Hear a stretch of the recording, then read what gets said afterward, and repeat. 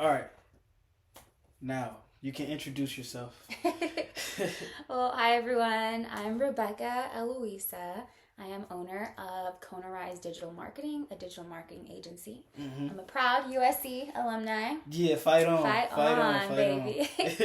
On. I'm a digital nomad, so I travel all around the world and I work and run my agency from my handy dandy laptop. Yeah. Apple got to sponsor you, get you all the good equipment. But where do we start? I guess how fresh are you out of college? Just your first year out? No, I graduated in 2018. Okay. Yeah. So how was that whole experience, you think? Just in a nutshell. Damn. College. I loved college. Really? Yeah. So I went to community college first. Mm-hmm. Because I wanted specifically to go to USC. Yeah. I didn't get in out of high school. I got into some other California schools. But once I got to USC, I was like, these are my people. Mm-hmm. This is my space. They're like high achievers who are also talented and also very beautiful people. It's like, it's hard to get that combination. It is. And so I feel like USC has that perfect mix of that. Mm-hmm. And met some of my best friends there. And I always tell people, like, USC is so different than other universities because it's like you are working with like the change makers of society. Yeah. So that's a lot of people like that. And you said you went into journalism. How was that experience? Wanting to be a journalist? Did you always want to be a journalist? What was that like? Yeah, I mean, from a kid, I wanted to be a journalist. Mm-hmm. I would like pretend like I owned a newspaper. Yeah. So I would like do like the newspaper of like our house with our family. What was it called? I don't remember. But my grandfather actually started one of the first Black-owned newspapers in Columbus, Ohio. Wow. So I think writing and telling people stories was in my blood. It was already there. It runs in the family. Yeah. That's nice. Mm-hmm. Is there anything specific that you want to talk about today? Anything that's been on your mind lately? Because usually I just freeform the podcast, just freestyling it. Yeah. Yeah. I think what I would like to do is learn more about your audience. My audience. Mm-hmm. I got to do some more looking at the analytics. But like right now, it's mostly like people that I met and continue to meet. Because I'll tell you this. Coming to college, I started fresh with an entirely new Instagram page. Mm-hmm. Like, I had one back in high school, but I kind of cut social media out in high school and just, I always knew people. So I wasn't too hard to socialize or too hard to keep up with people. I was still in the mix. Yeah. But on my way to school, I was like, all right, I got to be able to sort of document this from the start. I want to see how many people I can meet from this point forward. Because it's easy to get lost in the old account because you kind of lose touch of who you met, what's fake, what's real. So I was like, all right, completely organic account. Mm-hmm. Let's see what happens. I'm going to start from the beginning. So I start that up. I ended up getting a big boost when I announced my college decision. So I had all my friends from school hyping me up, a bunch of people that was finding me from my old account. This. I'm sorry. She's gonna step on your. She's gonna step on your keyboard and. As long as she don't press the stop button. I think she will. She'll try to press the stop. But Sorry. No, it's fine. But yeah, so what was that? Oh, that was probably the camera. Oh. Okay. But yeah. So new Instagram account. And it was a bunch of people. So by the time I got out to college, I was handing that out, meeting people, connecting, doing this, doing that. And I didn't really tell anybody about the podcast. Oh, really? Yeah, no, because I wanted to keep it a secret until, you want to work behind the scenes. And I think I ended up either slipping up and telling somebody or I ended up posting it. And all my friends was like, what? You got a podcast? I didn't know this. So they started listening to it. And then it sort of kind of took off for a little bit. Like, people were actually interested in what I had to say. So I started to post more about it. And I used my main account as a sort of boost to, like, let it come with me. And then it became sort of a good touching point when meeting people. Yeah. So they'd be like, what do you do? And I'll be like, oh, well, I have a podcast. And that's a good conversation starter. And from there on out, it's just been growing and growing and growing. A lot of people from at school listen to it back at home. And then it'd be on top of the schools that all my friends go to across the country. So we got people down south listening, Midwest, in the middle of the country. And somehow, I don't know how other people found it, but it gets like all over the world now. So it's in different countries. I know it's in Polynesia somewhere, Asia, Europe, Africa. I'm like, who are these people? I really want to know, but I don't know. I think it's the audience that I want to cultivate too. It's just people who look to listen, you know what I'm saying, and want to talk as well. And the best thing that we could do as people is listen to others, because we all want to be heard. Yeah. So I think it's for the people that want to be heard and have a story to tell, but just either don't know how to convey the story, don't know what it takes to, put the message out, or people who just want to listen to other people's story and learn something. So I think that's pretty much the audience that I'm going for. And my YouTube account. I got this really grand idea to start sort of a production company. Oh, yeah. And that's what I'm going to get into and want to do this summer. And it's starting with the little VHS camcorder.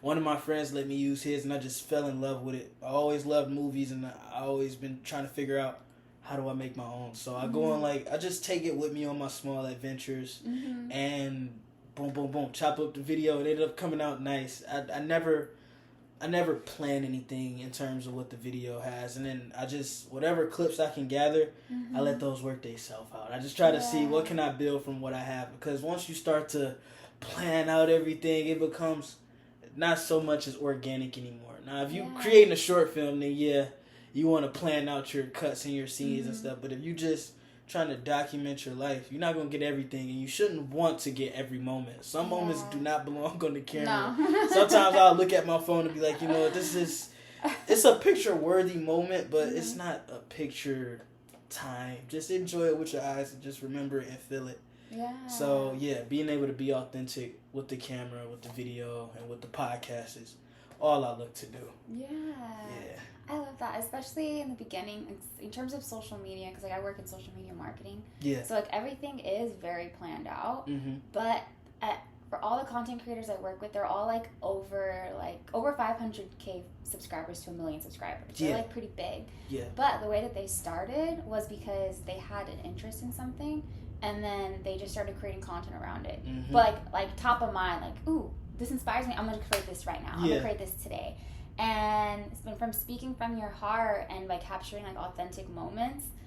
That is what people like to learn about and what they like to hear. Because it's more so the feeling. Because people will never forget how you make them feel. And that's something that has stuck with me.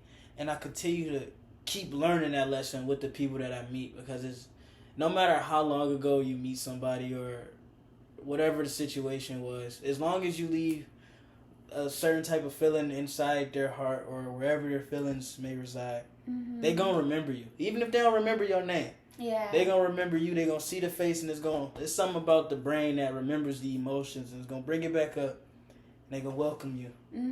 Or they might reject you if it was a negative. But just not thinking about that. And the cool thing about social media and this platform, podcasting, YouTube, is that you can reach, like you said, there's your audience, people that listen, they're all over the world. So you versus just going maybe to USC and talking to people, but through this medium, you're able to reach potentially hundreds of thousands of people. Yeah. And what's crazy is, how do I put it? We've always been news has always been able to reach a wide audience of people, but I think one of the drawbacks in the past was that you weren't able to connect with the people that were getting the news delivered to them. It could be a world spread news or whatever. You could send a newspaper anywhere, but you can't really hear their feedback. It was just one-sided. Yeah, it was really one-sided, so talk. But now, technology has evolved, and it's look, you can talk to somebody all the way across the world, and they can reach back to you. And now you guys can have this conversation, and now, I don't know, it's just beautiful how it can work. Yeah. I also love it because, also coming from a background in legacy media, working at GMA, you need a producer or someone. Say if you're promoting a book, you need to know a producer, and they need to get you on. But there's gatekeepers to blowing up on TV.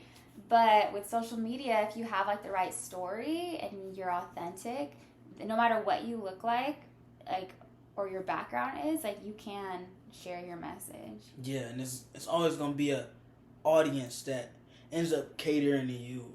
It can get one thing I was learning in marketing was like you gotta find your target audience. And one thing I took away from that was don't try to cultivate to the audience that you're trying to find, because then it's not authentic, and you're gonna have, that's where the writer's block start to come in. That's where the creative droughts start to happen. Like all creators are gonna have, they creative droughts or whatever, where they just can't think of nothing, but they'll always know what's home. Once you step out of what's home and you start trying to people please, it's gonna be harder and harder to come up with those ideas, because you always looking for the feedback from that audience, when instead you should just be you and let your audience find you. And then once you understand what that audience is, then you'll already know what they want. You just got to keep giving them what they want. And then at the same time, you can't be afraid to grow through that. You got to be able to lose a couple followers to get to the next level. You know what I'm saying? You might have to lose 2 or 3 here to gain another 500 over there. And that's natural. That's what happens with life. Once you grow and you get through something,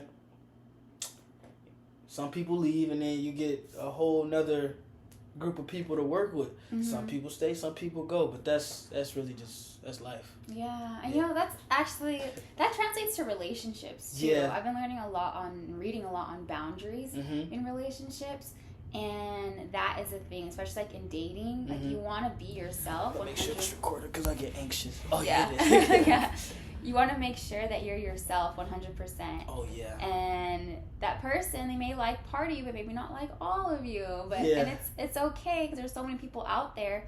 But when you are authentically yourself and you dress how you want to dress, you talk how you want to talk, you're honest about your religious beliefs and future goals and stuff, then you will attract the right person. And it's all about being patient at the same time, because once you start to, force yourself into something, it's just not gonna work. Because like what we've been talking about the whole time, being authentic and being you and figuring out who you are, and it's not always gonna be oh great, this is great. I watched a TED Talk this morning about how to deal with the other parts of yourself, something like that. And the lady started off with the quote that she hears often, is that you can't love anybody until you love yourself. But you can learn to love yourself through experiences with other people. So it's like, one, you gotta understand a general idea of who you are, how you react, what different personalities you have. It might sound crazy, but we all have different personalities, and we all react to things in different ways. And once you get a good understanding of how you react and what triggers you, then you're able to move forward to the next step, which is communication with others. And if you are able to, bring it back to listening part, listen to other people, the parts that most resonate with you will speak through them. So you'll be able to hold on to that, and once you learn to communicate with yourself to that certain part, you'll be able to communicate to that same part within them. A big thing I push is that a lot of people are reflections of the person in front of you. So we're like our relationships are mirrors to ourselves. So it's like, once you learn how to talk to yourself, you know how to talk to almost anybody. And people that, it may seem like some people aren't willing to listen to you, or they feel some type of way. It's not that. You just got to be able to break down that barrier that they have, and it's only so far you can go before it's their responsibility to let you in. You can knock on the door all you want, but they gonna have to open the door from the inside, because the lock's in there. They gotta unlock it, they gotta open it, and they gotta welcome you in. And all you can do is your best to listen to their needs, tell them that you're here for them, and give them time to sort of come out the cocoon. You know what I'm saying? Everybody's a butterfly. They just gotta be able to come out that chrysalis. Is that what they call it? Yeah, the chrysalis. The cocoon chrysalis. Yeah.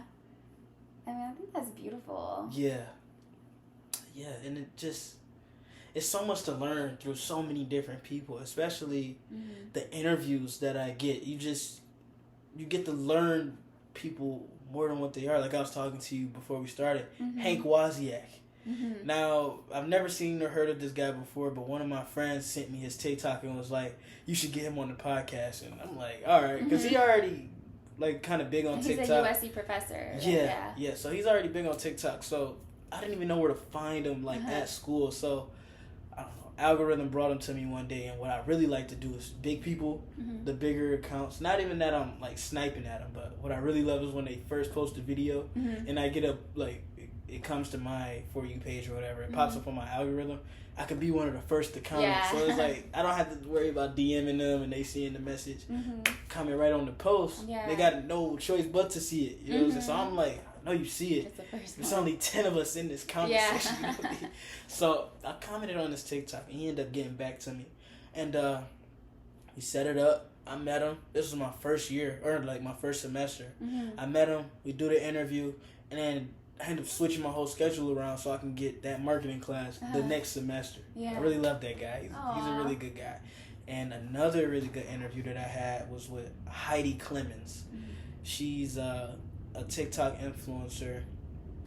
Well, no, she's a real human being. She's not just a TikTok influencer. She's a person that just so happened to have a big following on social media. But one thing that inspired me about her content is how real she keep it every time. She's not afraid to tell you the situation she's going through because that's real life and that's real. So another video she had just so happened to pop up. I comment just out of like, whatever, I'll do it. So, boom, I get that text message back. I emailed her. We end up talking and setting it up over Zoom. She lives in California, but I just wasn't going to be able to get down there. So, we end up setting it up over Zoom, and that was the most comfortable thing for her. Or no, not Zoom, Riverside. Oh, wait, that's where she lives? Or that's where you guys filmed it? It's a website. Oh, okay. Yeah, Riverside is a website, so that's where we did it at. And, yeah, she came on, she told me her story, and she's a older individual as well. She, like, probably her 60s or 70s. And that podcast was just really great, and I got to learn a lot about this individual I'm just used to seeing through the screen. It was that, like I was talking about earlier, that one-sided communication. Like, she was able to get a message to me, but somehow, some way, I was able to actually communicate back with her. So that's just the real life example of what I was saying. That's the amazing thing. Because like from working in Hollywood and then now working with content creators, I definitely love working with content creators because they are creatives and so they always have like these cool ideas and they're talking about things that like maybe people normally wouldn't talk about, but they are, like you said, like normal people, just like us, you know. But I mean, like, you're a content creator, like, and you have your podcast, and so it's like I think that's really cool, and that allows us online to be able to connect and like form these connections, which is one of the reasons why like I choose to work in social media for that reason. And then because there are people that are making differences in people's lives. So like one of my clients, Anthony O'Neill, he's a financial YouTuber podcaster, and his audience are like Black women, and he's teaching them how to get out of debt and how to build generational wealth. So it's like he's reaching like hundreds of thousands of people, and if they watch one or two of his podcast episodes, they may learn something that changes like the trajectory of their future whole life. And like their children's future and children's future.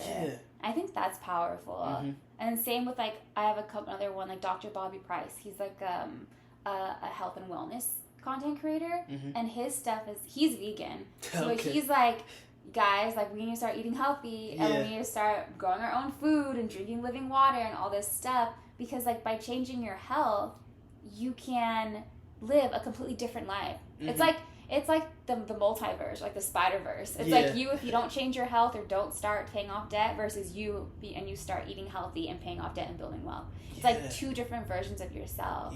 But like through content creation, you're able to share these messages that can impact somebody's life. And on that note, last week, this John Russell is his name. He just graduated from USC like yesterday, but he's the community chairhead over the Alpha fraternity or whatever. And I met him at the gym. You know what I'm saying? We just became friends, and he was always about getting into the community and doing things. So he set up a bunch of these high school visits so he could try to get to these kids in these inner cities, because he's from California. He's trying to get to these kids in these inner cities and talk to them and let them know that higher education exists. Because, well, I'll preface this. a lot of people in the inner city don't really think about higher learning because it's hard for them to see their own future. You know, I grew up in Detroit, and making it to the age that I'm at now is like super unheard of. Like, you know what I mean? So it's like being able to get out of there, and once you make it to that age, what's the next step? Because you didn't really plan that part out. The whole plan was to get to 18, and then once you get to 18, you like, all right, what do I do now? Yeah. So if you don't really know what to do now, you start to fall into the life that's already presented in front of you, which is the drugs, the money, the fast cars, you know what I'm saying? The stuff that's easy to get to. How do you come up with a plan to get higher in life? So that's what we was doing. He was getting back to the inner city and saying, all right, look, y'all got to start thinking about higher education. Even if you don't want to go to college, have a plan that you want to put in action. And so we went to the last 2 schools. He planned out 13 over 4 months, and he hit the goal. We went to the last two schools, and we talked to him. And this is a troubled school, like they providing good education, I guess. But what city was it? We were in South Central LA, and the name of the school was Watts. Yeah. Something Watts. And then we went to Washington, George Washington. So yeah, and we talking to the crowd or whatever. He gave me the microphone. And what did I say?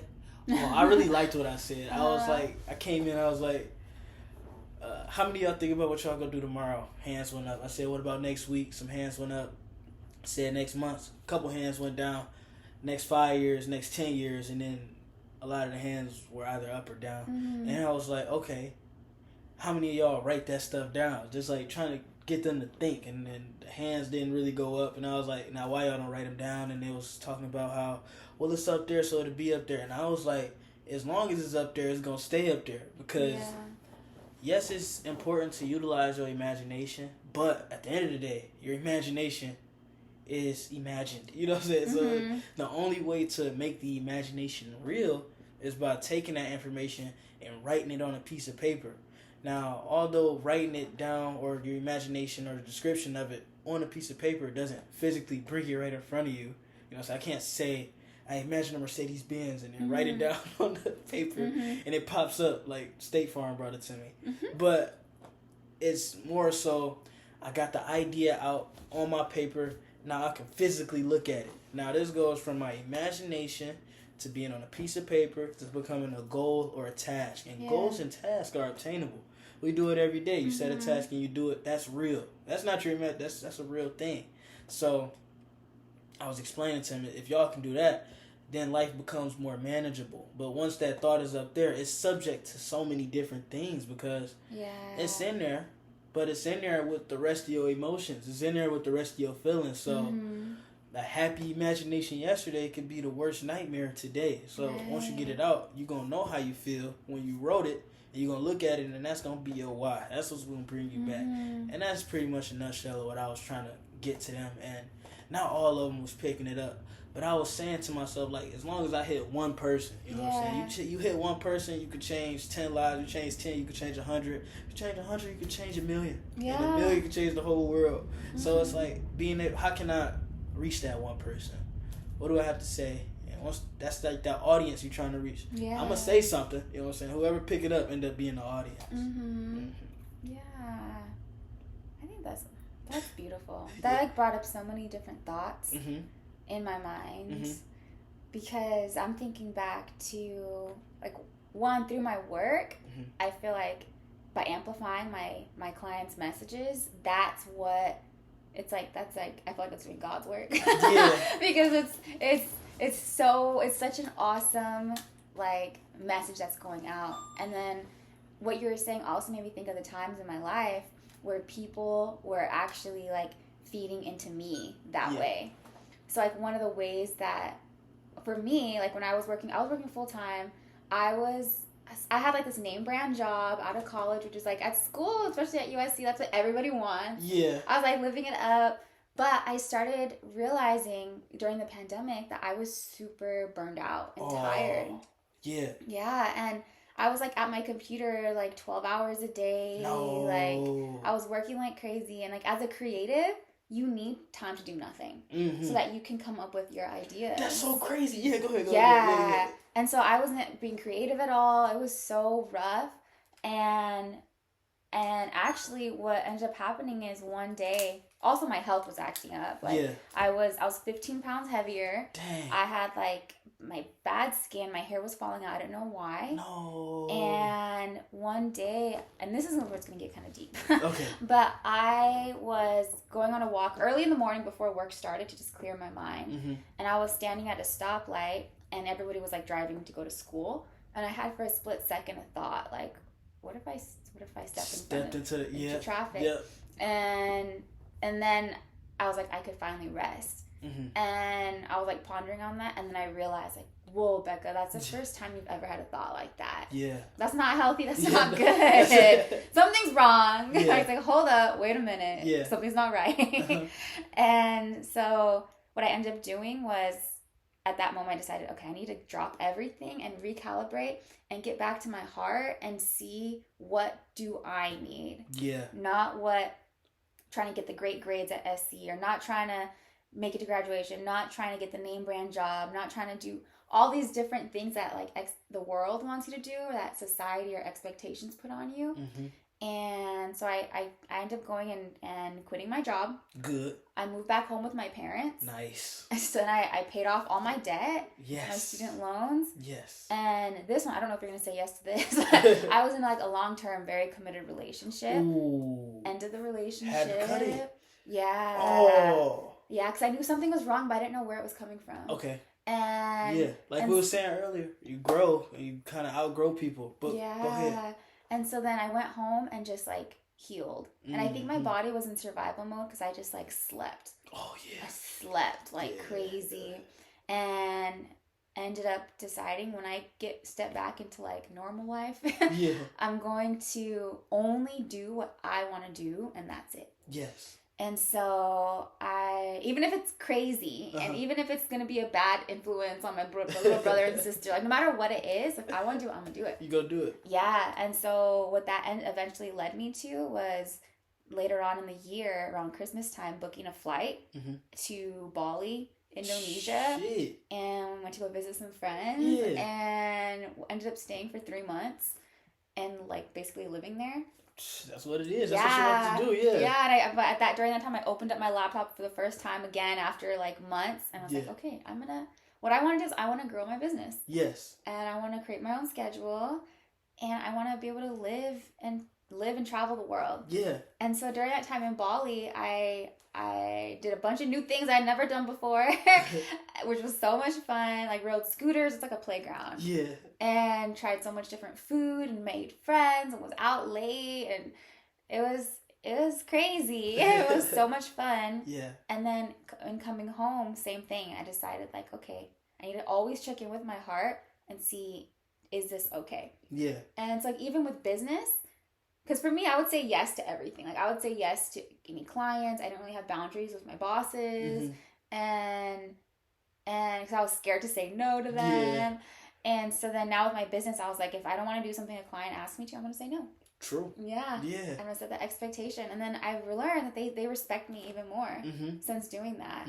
So that was like 2021 when all that stuff went down. Yeah. And now it's like 3 years later. Yeah. And like since then, in that, because I made that decision to stop living on the hamster wheel of doing what everyone says you gotta do by a certain age, right? Yeah.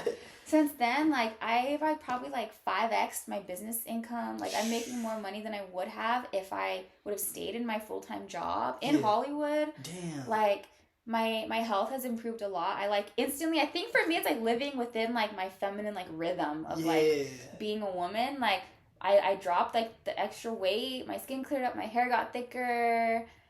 Just like I just felt more connected to my body. Yeah. My intuition, like all of that. That's great. And to even backtrack into that story, the creatives need a break. Yeah. Something so crazy. I was just talking about this the other day. I had realized it's been a couple of weeks since I had posted an episode on my podcast because I was consistent. I was super consistent. And it was like, boom, once a week. That was my goal. All I had to do was complete once a week. And then end up making like 60, 70 episodes. And it's like, now that's consistency. It's a lot of podcasts out here that stop because they try to either post too often or they got too many big ideas that they want to get out, and that's no problem with having that many ideas. It's just you can find yourself in this paralysis where so many ideas that you don't do anything at all, so they get stuck in, or they get stuck in the fear of what do other people think. Yes. Yeah, so they get stuck in the fear of, oh, what are people going to think if I post this episode? That's bad. That's massive. I say in the middle of the episode, I don't really care what anybody thinks about this sentence. You know what I'm saying? I'm going to say it because I want to say it. And I make sure I'm respectful in terms of what I know other people believe. Like, it's some non-negotiables, some boundaries that you just don't step over. Like, politics, stay out of that. Don't do that. Yeah. If you're going to talk about religion, be respectful to the said religion that you are either criticizing or glorifying, whatever I'm doing, however I'm talking about it. Make sure I give it its proper kudos. So it's like, even if the person don't agree with me, they can at least respect my comment on the thing. Because everybody has an opinion. And so, I was like, dang, I really just don't feel like posting. It passed by because it's finals coming up. I'm studying all of this. It's like the end game for school. Like, I've been living this dream life with having my podcast and everything, but shit, I gotta move out. So I'm like, all right, let me get it together. So I end up just not posting, and I used to have a fear of, if I don't post, nobody's gonna listen anymore. But then I started to realize the fan base, or I don't like to call it fans, the community, that I built with these people that I love, are gonna support me no matter what, and they would rather have good quality work than me just pumping out some buzz. You know what I'm saying? I could give you an episode, but is it gonna be the episode that you look forward to? You know what I'm saying? Even if you don't know what I'm gonna talk about, people look forward to being enlightened and refreshed or reminded. A little recap. So I'm like, I couldn't. So I just put it down, took my little break, was starting to figure out what I want to do. What's my goals for the summer? Because I know I'm going to do my best to do it this summer. So I'm like, all right, I've really been getting into the film stuff. My dad found the camcorder. That's so cool. Is that your family camcorder? Yeah, this is mine. Oh, I wish I had back in the day. Yeah. I wish I had the tape. I had a tape, and it had, like, me playing soccer when I was, like, 3 years old on it. And it was so weird watching that so many years in the future, and to think that it came full circle that now I have the camera. Like, something I didn't even know existed. I didn't even know this camera was a thing. I had been, It's like a family heirloom. My dad was like, oh, yeah, I got a camera. I was like, what? This whole time, I'm sitting here about to buy one. He's like, oh, no, you don't got to do that. Look, I got one. I'll bring it to you. He brought it out, and now that's the goal for the summer. How can I get a piece of my life through this? And it's going to be a whole thing. I know it is. I'm taking it with me everywhere I go. And just get little clips here and there that'll show, like, the progression of the summer. Because it's for me. I know other people going to want to watch it, but it's really for me to watch. Like, sometimes I go sit down and watch my own YouTube video, like, dang, I made this. I did that. That's crazy. That's funny because my little sister, Olivia. Yeah. So because I was the same way. Like, when I was a kid, I always walked around with a camcorder. Yeah. So now my parents are like, that's so wild that now you work in, like, content creation. You were doing this since you were a kid. Yeah. And so when I was, like, maybe in junior high, I would make YouTube videos. That's when I started making YouTube videos. And my little sister Olivia would be in the videos. And I never wanted her to at first because, like, you're not following the script and the plan. And she was probably, like, in elementary school. Yeah. And now, though, looking back at it, they got like 15,000 views or so. Like, they did pretty well. Yeah. And then now looking back, it's like captured a piece of history. Yeah. That's more important than the content of the video or what I'm talking about.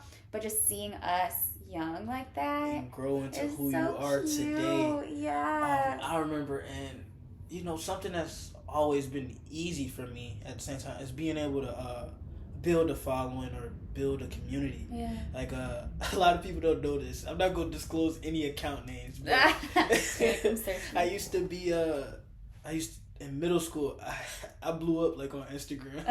And I had, like, a meme page, and I was good at doing that. But you gotta think, I'm like 12, 13 years old, running an account with over, like, 20,000 followers, and it's like actually getting likes. Like, it's on the explore page. Like, I'm knowing when to post, how much to post, when to post, what to post. I'm like, dang, but that just came naturally. I remember when I first got a phone, I was like, how old was I? I was like the 4th grade, and I had a goal. I'm like, oh, you're lucky. You got a phone in 4th grade. 4th or 5th grade, one of those. I remember one year I had turned it down because I was like, no, what do I need a phone for? It's like, your parents like, are you sure? Yeah, I was like, I just want to play the game, bro. Like, yeah. buy me some video games. Yeah. I want a damn phone. But I got the phone in like, I say 5th grade, and my goal was to get 1,000 followers on Instagram, and my whole motto was like, if you follow me, I'll give you a shout out. So like for every follower, I would just screenshot their page and post them on the page. It was crazy, but it was working. And I remember I ended up hitting 1,000 followers, deleted all the shout outs. And I'm like, boom, I got it. Yeah. But I'm like in 5th grade. Yeah. Like a kid. Yeah. Imagine getting like outplayed by like a damn 10-year-old. Yeah. So it's like being able to do that was really fun. And then middle school, a whole different account. Like I ran through so many accounts and was able to build up. I saw myself fall down and learn so many different things, and ended up becoming a meme. I had made a video that blew up hella. It was all over the world, all over the United States. You'll see it in different YouTube videos. You get millions of views. I didn't know how to capitalize on that. So that's the thing. That's the thing now. It's like, how do you monetize? Yeah. So I'm like, whatever. You know, it was fun for me to see myself like that. And then my friends were like, bro, I saw you on this YouTube video. I'm like, man, you know. Wait, which meme is it? It's, what did I say? I was like, oh, I had a few. What I would do is, like, I would, like, clap my hand and just say some witty quote. So I'd be like, dang, this what we doing now? And I went up, oh, it was another one. Oh, it was like, dang, that's tough. And then people thought that was so fucking funny. I didn't think it was that funny, but it ended up blowing up. So I was like, whatever, y'all can have it. And I was like, well, I'm growing out of this, so I set that to the side. Yeah. And then during quarantine, I went over to Twitter, and it's like pages that post like quotes and stuff. I ended up making it big on there. And again, I'm like 14, 15 years old, so I'm talking to all these people. Like, I know the big accounts. Like, I know accounts with millions of followers now. Accounts that get viral tweets day in and day out. And it was fun just learning how that system worked. Like, I was behind the scenes of it. I understand what they do to get their initial account blow up. Like, it's always going to take you a little minute to grow if you're organic. But a lot of what the accounts do now is they come up with, like, growth group chats. Because something about the algorithm, I don't know if it's the same now, but something about the algorithm on Twitter, a lot of them, even TikTok, Instagram, it's a lot of them that have it. How the post does is really off the initial, sharing of the post. Like so the first 2 hours, and then multiply them the next 2 hours, multiply. So once you post it, you want to get as much engagement in a short amount of period as possible. Because what it does, it posts you out to a broad algorithm, and you're there, and you're in the sphere, and you're floating. And then the engagement is what drags you closer and closer to the target audience, so to speak. So what they would do with the tweets is, boom, I'm going to tweet it at a certain time when the timeline is most active. Like certain days it's the afternoon because people check their phone during lunchtime. Other times it's towards the evening. You never really want to post in the morning because nobody's really scrolling social media. And if they are, they're not looking to repost something funny. So you'll get a lot of your engagement towards the afternoon to the evening, and sometimes a late night tweet will work. But after they post it, we would send it in the group chat, and that group chat will retweet it, and you would get like, it was crazy. It was super illegal towards like using the app, but you would get like 20 retweets in 10 seconds. You know what I'm saying? So now it's like a big boost. Like imagine using nitrous or whatever, NOS or whatever they have, and you boost to a car. Yeah, so it's like boom, it gets boosted, and once it hits the big page or hit the front page, and then that's when everybody sees it. Now sometimes it don't work and people will be able to tell if you boosting, but it was just fun doing that. But where a lot of people mess up, this is crazy, I'm just going on about algorithm, but where a lot of people mess up is they boost for too long.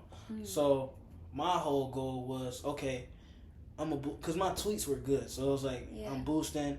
I got the feedback from people who understand, like, Austin actually good at what he does, so I'm doing the boosting or whatever. And I think like 1 week I had like 4 or 5 viral tweets, like over 200,000 to 300,000 likes each one, and I had like over 1 million likes in like a short span of a few days, and it was like, I don't know how it works, but on Twitter, it's once you blow up, people will just start following you. People don't really pay attention to the ratio in their Twitter account, so they'll just follow you just to follow you. Yeah. So, boom, follow, and I ended up growing that page and went from like 1 to 2,000 roughly to like 10,000 by the end of the week, in the span of like a few days.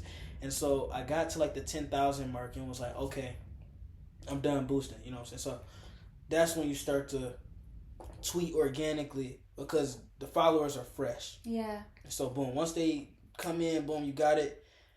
You start tweeting without using a boost, and you start to build your community, your fan base, and people start to get acclimated to seeing your account, and then they'll take it from there. Yeah. Yeah. So it's a little sweet spot. Yeah. It's like it gets you started with the momentum. Yeah. So it's a little sweet spot you gotta find. I don't recommend just going out and doing that, because you'll kill your brand image. It's better when you do it organically, when you're looking to do something for yourself. But in the monetary aspect, boosting an account is like one of the best ways, because then you can just get the ad revenue and whatever. But take that with what you guys will do, whatever with the information that you want. Yeah, that's important. Yeah. One thing about social media too, if you're trying to grow, is making sure that, well, what we do is like when we boost posts, we make sure it's like a way to test if the post is good or not. Yeah. Faster than if you just post it organically.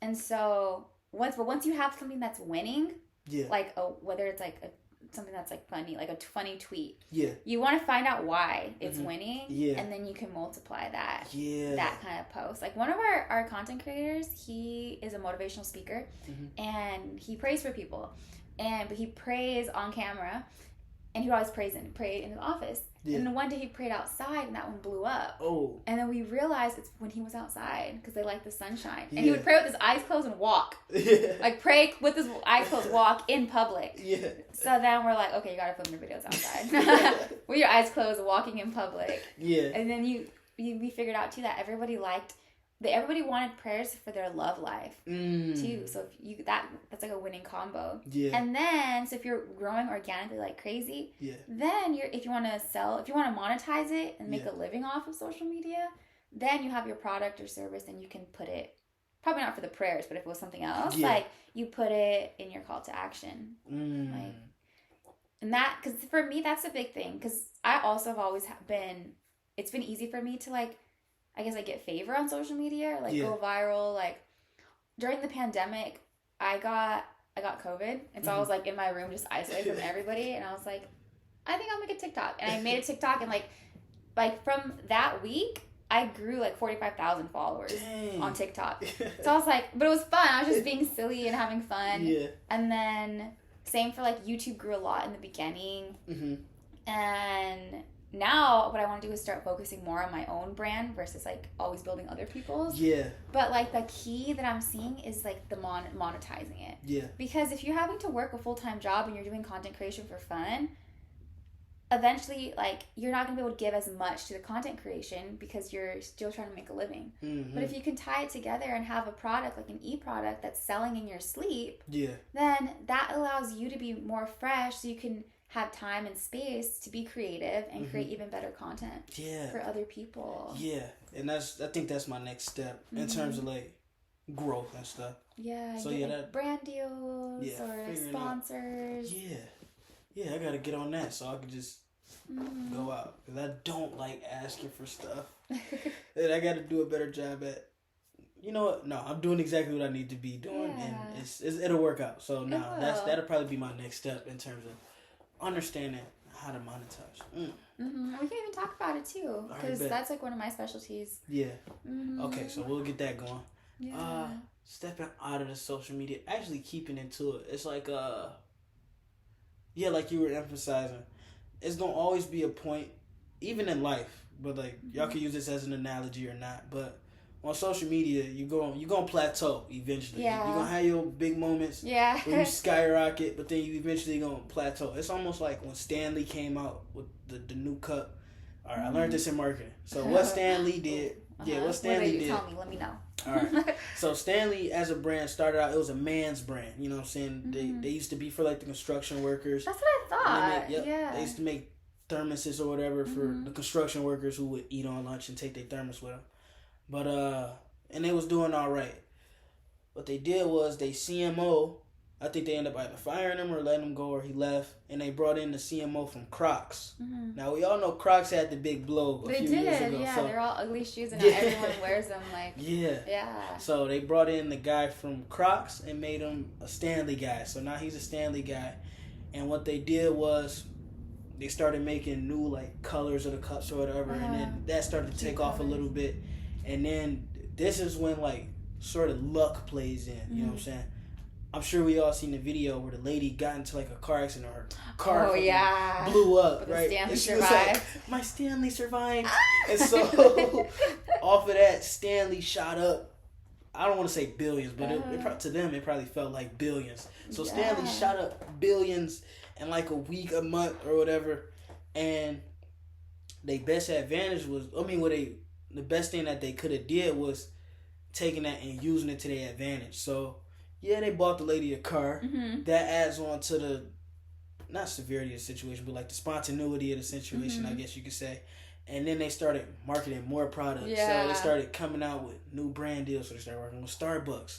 They started working with Target. And they learned how to, it's like an arrow that shoots up. They grabbed onto the arrow and held on to it as long as they could, and they boosted their sales.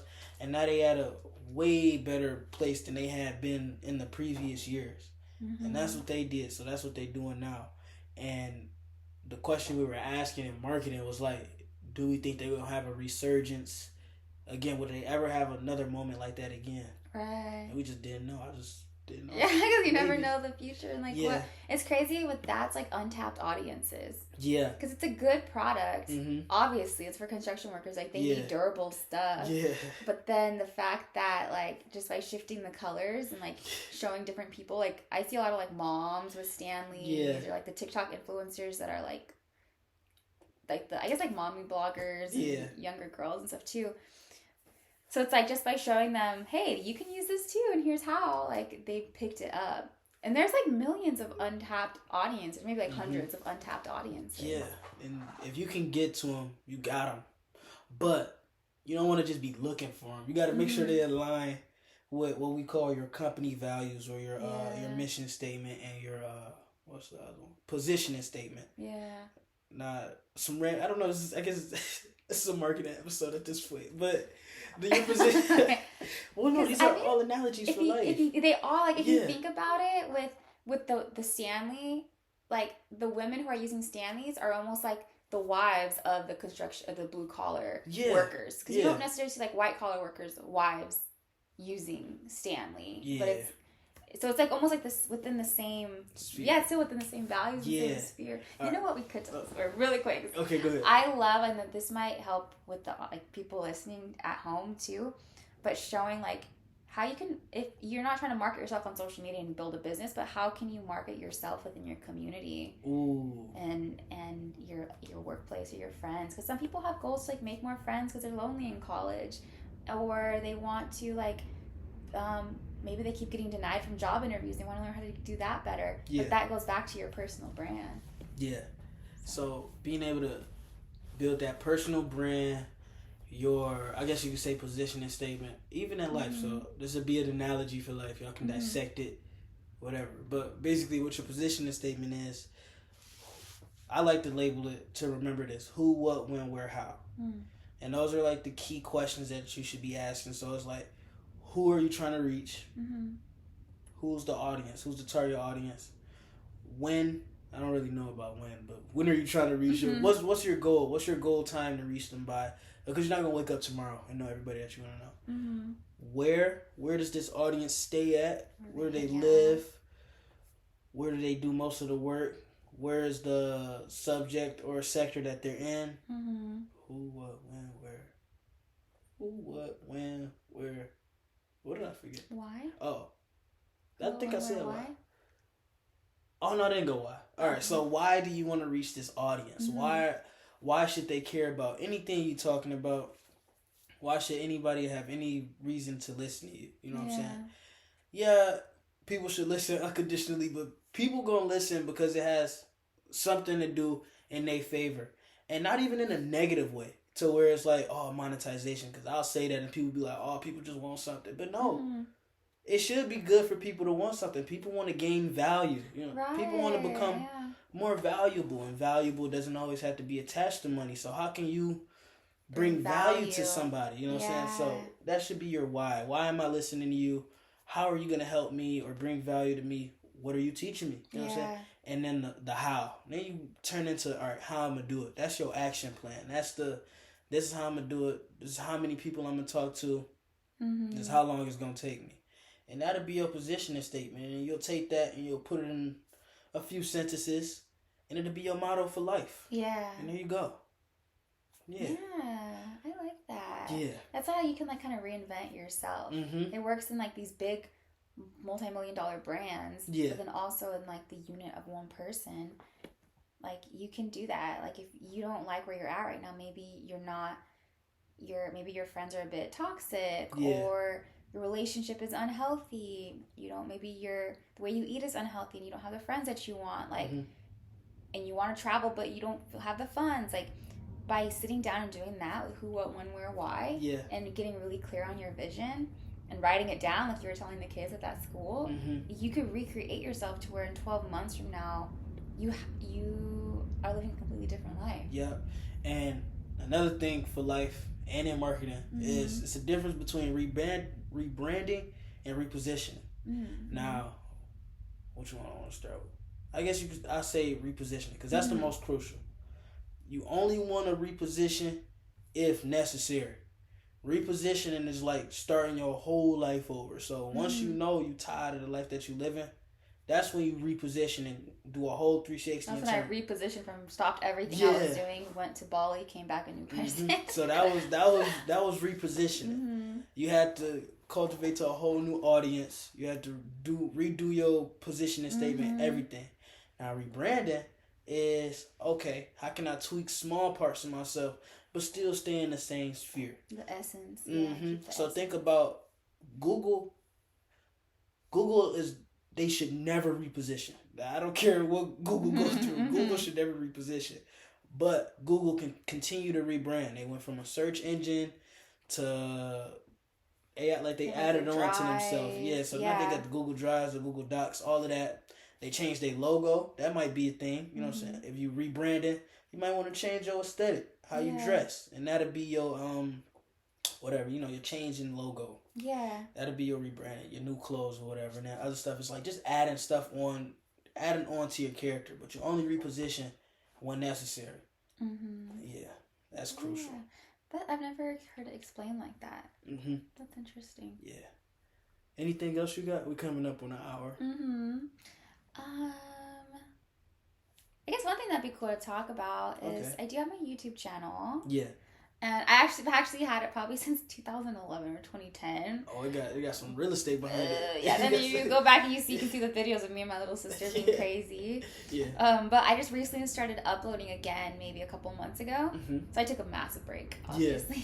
Yeah. But something that I've been sharing, which might be helpful to some people in your audience, is I over there I talk about everything I would tell my little sister. Oh yeah. About growing up, about relationships, about beauty, about health and wellness, in regards to a woman, or I say menstruating woman because that's a woman who's fertile. So that's kind of what I talk about over there on my YouTube channel. And I learned a lot of that stuff after doing my repositioning and going to Bali. So that's when I realized, okay, how can you make good money, have a thriving career, live where you want to live, but still not have to be working all the time. Yeah. And so all those lessons that I learned during that time, it's being able to tap into feminine energy or masculine energy and use it when you need to. Yeah. And so far I've gotten pretty much everything I've set my mind to. That's good. I guess if people want to check out my YouTube channel, it's at Rebecca Eloisa. Oh no, say it louder so they can hear. It's at Rebecca Eloisa. Now spell Eloisa because I wouldn't know how to spell that. Eloisa. Okay, all right. To end the episode off, this is very spontaneous, but do you have a quote of the day? I know I didn't prepare you for this, and the point of it is not to prepare you for it. I just want to hear what's the first quote that pop up to your head, or something that you feel like you should share right now. It don't got to be perfect. It can be short. It can be long. Yeah. Okay, so instantly, off the top of my dome. Yeah. It's a Bible verse. Okay. I don't remember the exact The where numbers. it is in the Bible. Yeah, the numbers. But it's trust in the Lord with all your heart and lean not on your own understanding. Ooh. In all your ways acknowledge Him, and He will direct your path. Ooh. I wish I had the sound effects again. Bum, bum, bum, bum. Boom, boom, boom. Yeah. The little horns. And That's funny. I think that too goes into creative, because I feel like we are creatives because that's where what we work in, that's our passions. But then I feel like we're all created by the Creator to create and make the world, mold the world how we want it to be. Ooh, too close. Yeah. And so I feel like that verse reminds me to let go. Yeah. And to let things flow. Oh yeah, that's really important. That's the story of my life right there. But I'll hold that on. Sounds like a good story. Yeah, because we'll be here for another hour trying to explain it. Yeah. But thank you all for listening, for joining. Thank you guys. I hope I can tweak the audio because it. Oh, all right. See y'all. Sorry about that. Yeah, no, that's good. Oh, that's good. Hold on, let me save it. Oh. Was this plugged in? I hope that was plugged in. Well, we see that the audio is recorded, so it's gonna be good either way. Okay. Probably push that, but I'll fix it later. All right, say. All right, I'm good. Yay! Yeah, that was good. Here, I'm gonna do a little Instagram story. Let's see the audio. We can listen to the audio. Good morning, good afternoon, good evening, B-Fam Podcast. Thank you for tuning in, and as always, thank you for giving me your time. Oh, you know what else I learned? I didn't know it. Oh, it's still recorded. Oh.